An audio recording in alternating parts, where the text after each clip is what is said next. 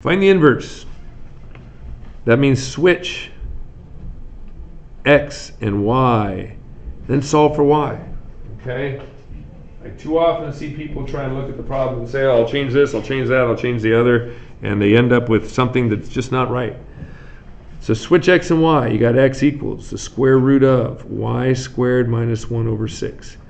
And you've got to go step by step and get this y, get to the y. Okay, well, you can't add 1. It's trapped inside of radical, and it's over a 6.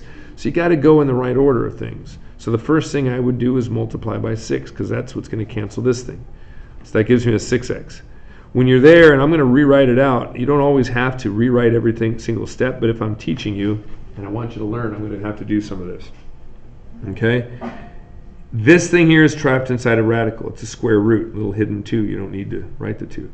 But the opposite of that is this 2 out here. You're squaring it.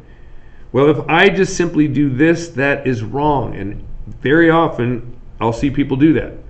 The reason that this is wrong is you're not squaring everything. You put it right next to the x, which meant you did it kind of first before you did the times 6. But the 6 is there, so I want to square it too. Make sure you have an unlimited supply of parentheses. You just have to provide them yourself, okay? So put the parentheses around it if you're squaring everything, and that's what we just did. So now I've got a 6x squared equals y squared minus 1. All right? The next thing we're doing is we're adding 1 to both sides. That now is going to be an 6x squared. The plus 1 is now here.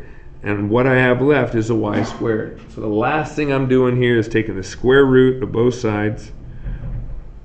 And there you have it. Okay, so y is equal to this. Now, the plus minus thing, technically I'm taking the square root. I would do a plus or a minus. Very often we talk about things in function notation. Function notation is not going to have a plus or minus because it would no longer be a function if it had a top and a bottom. So just be aware of that. That type of thing is going to show up. But this is the answer we're looking for there.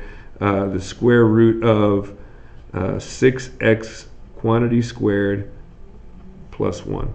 And I'm not going to put the plus or minus because I'll call this a function. One other example, I guess, involving a fraction.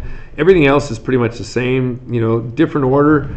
This one here is the one we see more commonly. But here, if I switch x and y, x equals 1/10 times x minus 5. A set of parentheses is there, which means this thing applies to everything. So that's the first thing I want to deal with. I don't want to divide by a fraction because that'll get ugly. But if I multiply by the reciprocal of that fraction, it's gone. So I'm multiplying by 10. I got a 10x equals now x minus 5. Well, that was easy. Add 5 to both sides, and I get x. Oh, sorry, that should have been a y. I switched x and not the y. So there's your y. So this is a y equals 10x plus 5. Y equals 10x plus